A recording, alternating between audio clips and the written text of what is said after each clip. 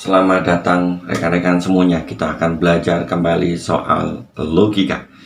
Oke rekan-rekan, kalau kita sudah mengetahui tentang dua kualitas yang berhubungan dengan konsep, selanjutnya kita akan membahas soal komprehensi dan ekstensi. Keduanya itu menjadi bagian dari konsep. Pertanyaannya adalah, apa yang dimaksud dengan komprehensi dan apa yang dimaksud dengan ekstensi? Konsep selalu mempunyai dua aspek. Sekali lagi, komprehensi dan ekstensi. Komprehensi itu adalah ciri-ciri yang melekat pada konsep. Sementara itu, ekstensi adalah apa saja yang bisa masuk dalam suatu konsep tertentu. Untuk jelasnya, kita akan melihat satu persatu. Untuk menjelaskan ini, saya akan menggunakan banyak contoh. Kita lihat satu-satu untuk contoh berikut. Yang pertama adalah konsep hewan. Konsep hewan ini mempunyai ciri-ciri atau komprehensi.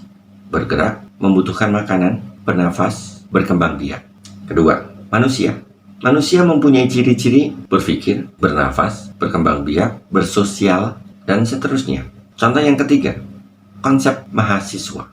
Konsep mahasiswa mempunyai ciri-ciri lulus ujian saringan masuk, dan yang kedua, belajar di perguruan tinggi. Anda bisa menambahkan itu.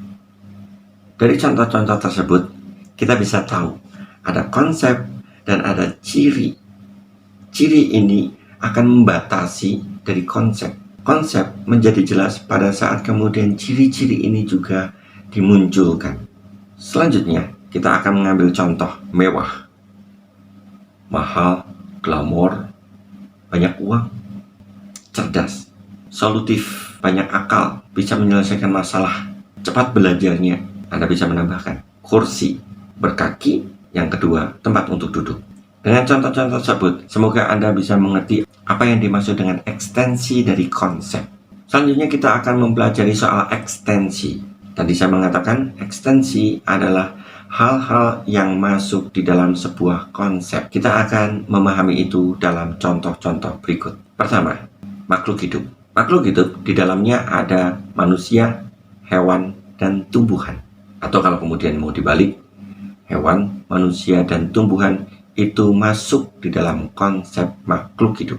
Kedua, tumbuhan. Apa saja yang masuk dalam tumbuhan? Bisa bunga, tanaman, pohon, perdu, dan seterusnya. Yang ketiga, konsep bunga.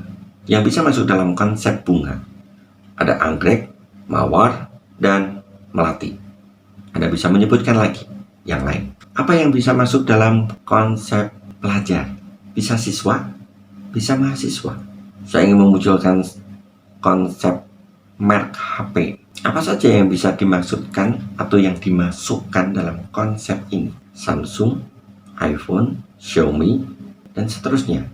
Di sini kita bisa memahami akhirnya konsep itu mempunyai ciri-ciri dan juga mempunyai hal yang bisa masuk di dalam konsep itu. Ciri-ciri itu akan membatasi hal yang bisa masuk itu mengindikasikan keluasan dari konsep itu. Selanjutnya saya ingin memperluas soal apa itu keluasan.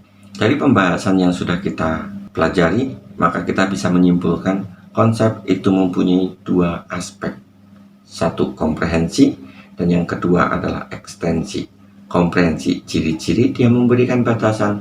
Ekstensi itu berisi hal apa saja yang bisa masuk dalam sebuah konsep. Sangat sederhana sekali. Rekan-rekan sekalian, seperti biasa saya akan mengatakan jaga kesehatan, tetap semangat, dan salam logika.